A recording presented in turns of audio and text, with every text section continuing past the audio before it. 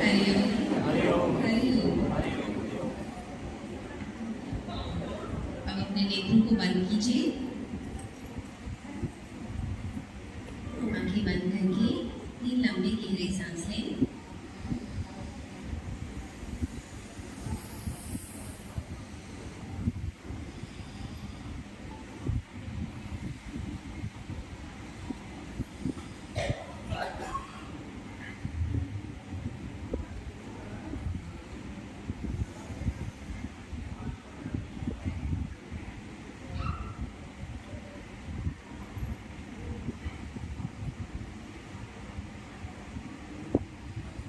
तीन बार ओम का उच्चारण।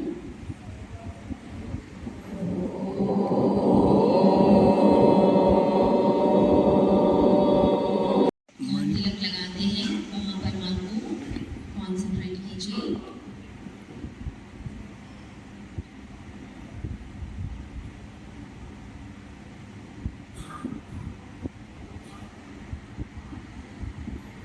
भगवान शिव, माँ पार्वती को हृदय से प्रणाम करें।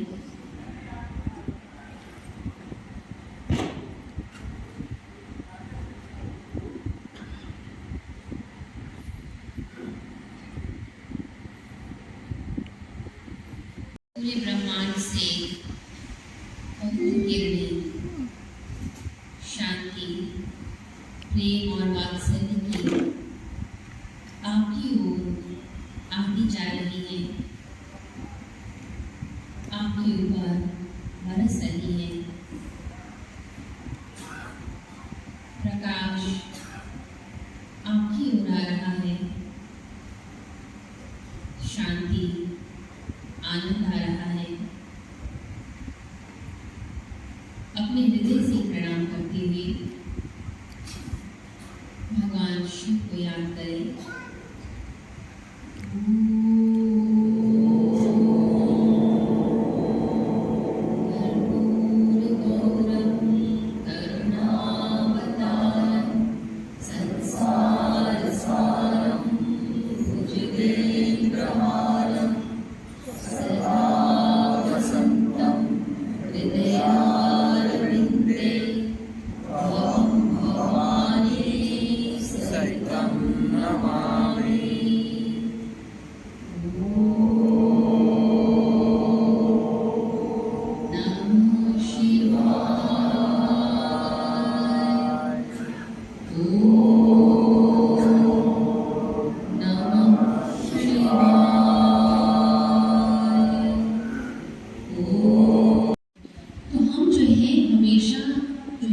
इमोशनल हीलिंग बाहर की तरफ रहता है, हमारे खुद के एक्शंस, खुद के बिहेवियर के ऊपर, खुद के हमारे जेस्चर्स के ऊपर, खुद हम क्या करते हैं, कैसे बोलते हैं, कैसे रिएक्ट करते हैं, कैसे फेशियल एक्सप्रेशंस बनाते हैं, किस तरह के हाव भाव में रहते हैं, किस तरह के तरंगों और इमोशंस में रहते हैं, इस पर हमारा ध्यान कभी भी नहीं जाता।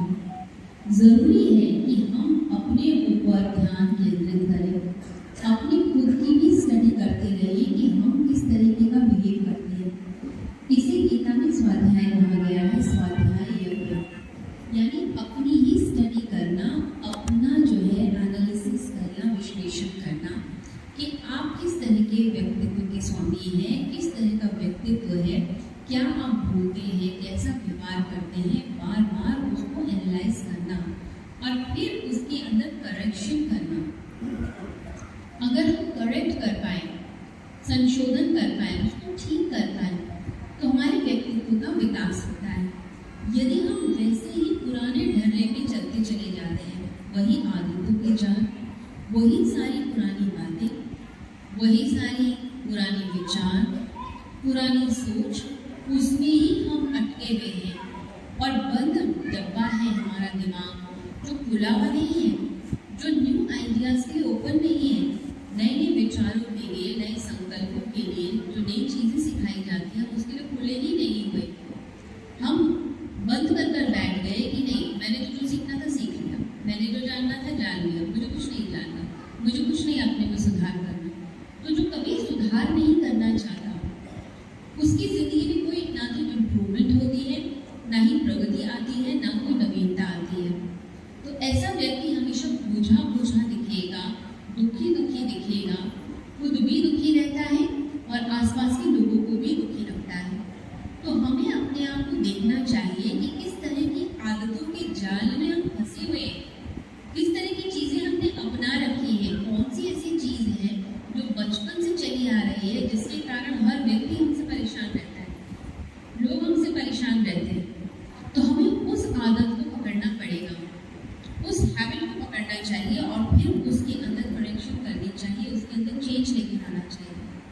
अगर पुरानी चीज़ों में फंसे रह गए तो कभी भी खुश नहीं रहोगे। रोज जो नया सीखता है, रोज जो अपने अंदर इम्प्रूवमेंट लेकर आता है, वो हमेशा खुश रहता है। अगर आपकी एक आदत बनी हुई है कि आप हर समय नींद में निकालते रहते हैं, तो उस आदत को तो तुरंत छोड़ दीजिए। क्रिटिसाइज करना, हर समय निंदा करना, चुगली करना, इस आदत को तो ज़रूर छोड़ दीजिए। क्योंकि जितनी हम निंदा करते हैं, चुगली करते हैं, दूसरे को नीचा दिखाने की कोशिश करते हैं, हम अल्टीमेटली अपना ही बुरा कर बैठते हैं।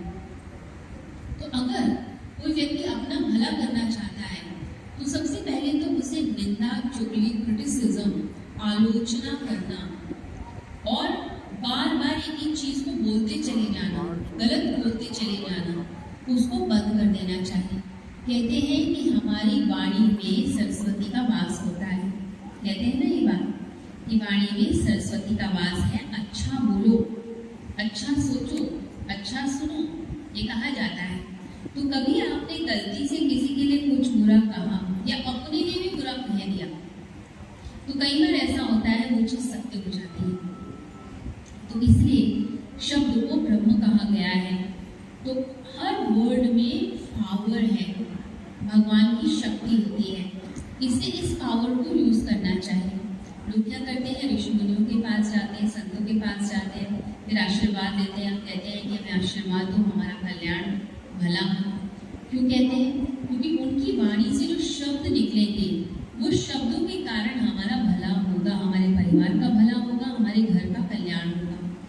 क्योंकि वह उस तरंगों में जीते हैं, पॉजिटिव वाइब्रेशन में इतना जीते हैं, भगवान की याद में इतना जीते हैं कि वाणी में हमेशा सरस्वती का वास होता है। तो वो तरंगें काम कर जाती हैं।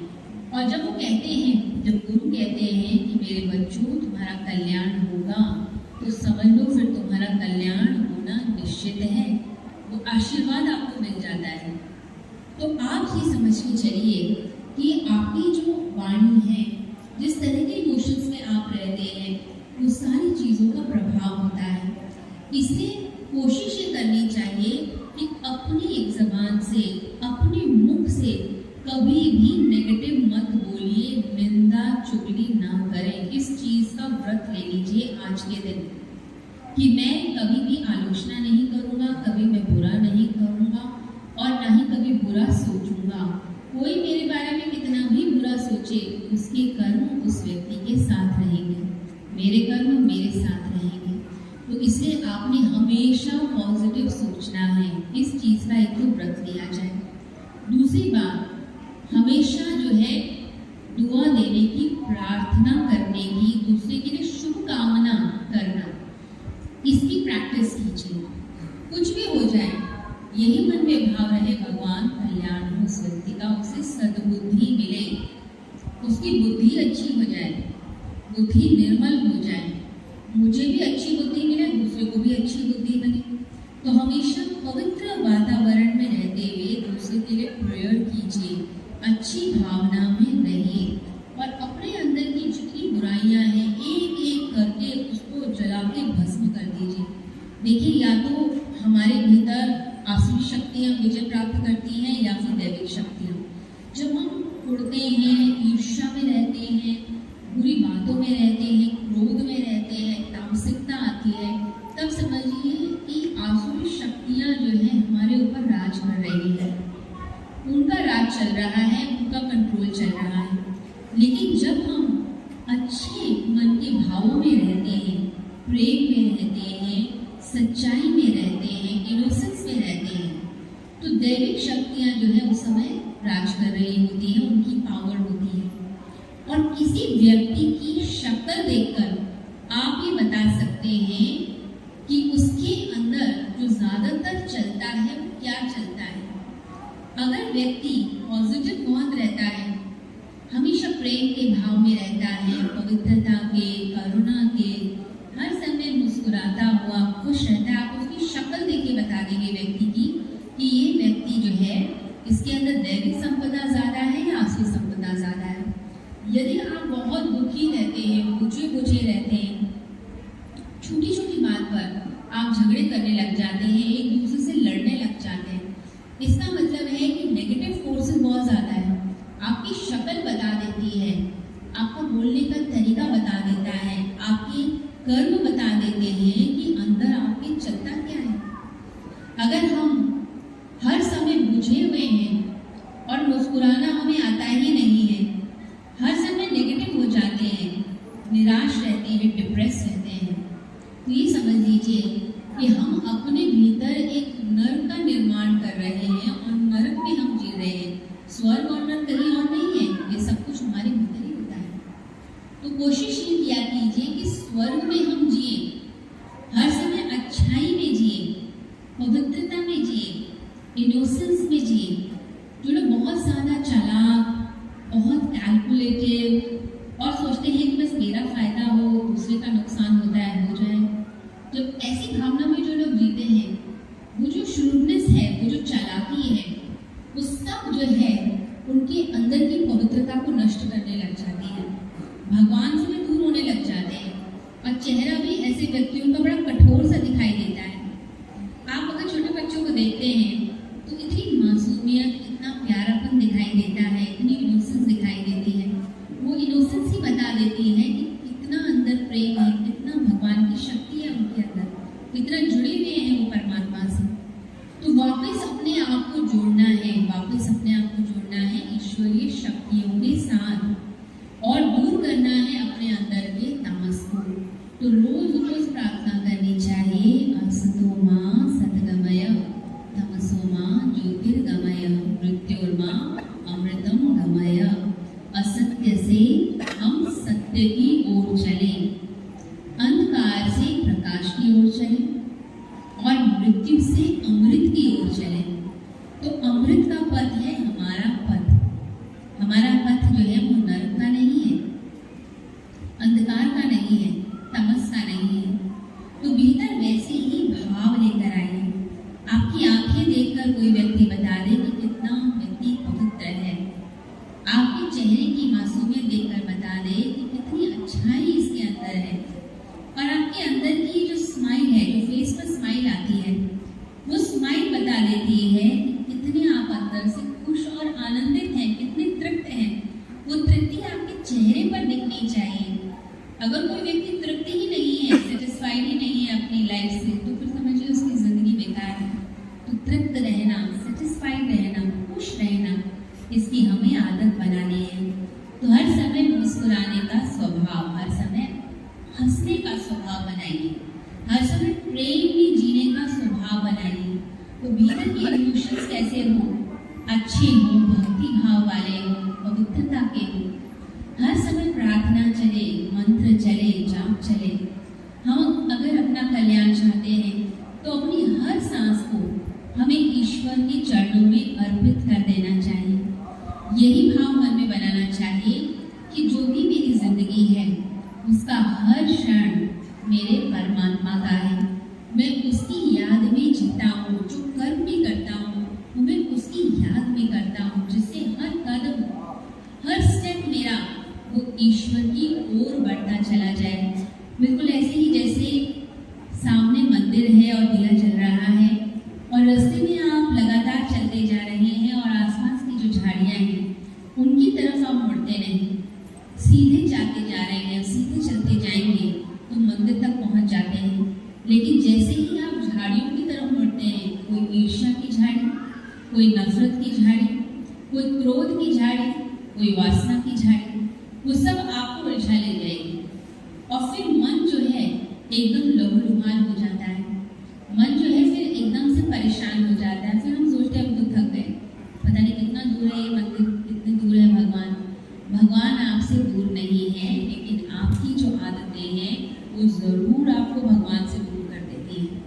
तो अपनी इन आदतों को हमें ठीक करना है, अपनी नेगेटिविटी को बनना है तो अपना अध्ययन, अपनी सेल्फ स्टडी बार बार कीजिए। अपने आप को देखिए कि मेरे अंदर कहाँ गड़बड़ होती है, कहाँ मैं कुछ चुप कर बैठता हूँ जिसके कारण मेरी भक्ति नहीं बढ़ती, जिसके कारण मेरे अंदर निराशा आती है, डिप्रेशन आता है। तो उस चीज़ को ज़रा नोट कीजिए। आज के समय में इतनी निराशा, इतना डिप्रेशन और इतनी नींद की लोगों को समस्या होती जा रही है कि लोगों को नींद नहीं आती।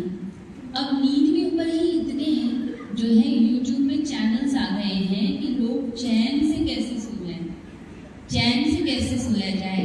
कई लोगों का तो ये हाल है कि घंटा 2 घंटा भी बड़ी मुश्किल से सोते हैं, या फिर सो भी जाते हैं तो सुबह उठकर उन्हें कोई फ्रेशनेस नहीं लगती, कोई नवीनता नहीं लगती, बल्कि लगता है कि सो तो गए थे हम 8 घंटे भी अगर लेटे, लेकिन उसके बाद भी वो ताजगी तो अनुभव नहीं हो रही। फिर वही विचार, फिर वही बातें, शरीर थका थका, हर समय टायर्डनेस रहती है बॉडी के अंदर, बॉडी में ऐसा लगता है जान ही नहीं है, शरीर में जान ही नहीं है। तो अब आजकल नींद पे इतने प्रयोग लोग कर रहे हैं कि यूट्यूब में चैनल्स बन गए जिसमें जो है नींद के लिए लोग जो है जैसे लोरी सुनाई जाती है, ऐसे लोरी सुनाते हैं, एफर्मेशंस उसमें डाली जाती है कि लोग वो चलाएं और वो चलता चला जाए जिससे शांति से वो सो पाए, नींद आ जाए। तो ऐसा जो है आज के समय में चल रहा है, क्योंकि अपनी जो आदतें हैं लोगों ने वो इतनी खराब कर ली हैं और उनको सुधारने भी नहीं चाहते। और फिर बाद में वो बीमारी का जो रूप ले लेती है तब डॉक्टर के पास जाते हैं। कई लोग तो नींद की गोली खा के भी उन्हें नींद नहीं आती। सबसे कमाल की बात है, वो सोचते नींद की गोली खा लेंगे शायद नींद आ जाएगी, नींद की गोली के बाद भी उन्हें नींद नहीं आ रही होती। या इतनी निराशा अंदर से रहती है, इतना दुख रहता है कि कोई कितनी भी हंसने की बात कहे, कितना कहे मुस्कुराइए, लेकिन आप जो है उसे घूर घूर कर देखते रहते हैं, आप मुस्कुराते ही नहीं है। आपको लगता है ये भी एक बड़ी मुसीबत है, मुस्कुराना है, ये तो एक बड़ी बहुत बड़ा काम निकला गया मुझे। नहीं, लोग कहते हैं जल्दी से मुस्कुरा कर फिर वैसे ही वापस शक्ल बना लेते हैं, वैसे ही दुखी दुखी शक्ल, वैसे ही जीते। तो अब का जो समय है उसमें ऐसा लगता है कि खुशी हमसे दूर हो गई। और खुशी को दूर किसने किया? हमने तो दूर कर दिया, हम ही दूर हो गए। तो कई बार साधना में लोग आते हैं, साधक लोग, अलग अलग लोग आते हैं अलग अलग जगहों से। तो कई लोगों की ये जो है डिमांड होती है कि आप हमें मुस्कुराना सिखा दीजिए। अब ये भी सिखाना पड़ेगा कि मुस्कुराया कैसे जाए, खुश कैसे रहा जाए, आनंदित कैसे रहा जाए, चेहरे पे नूर कैसे लाया जाए। जो चीज़ें आपको भगवान ने दी थी, आप उसे दुनिया में खोकर आ गए और अब पैसा खर्च करके फिर लोग जाते हैं, वर्कशॉप्स अटेंड करते हैं कि वापस वो चीज़ मुझे मिल जाए। तो इस समय का हाल तो ये चल रहा है।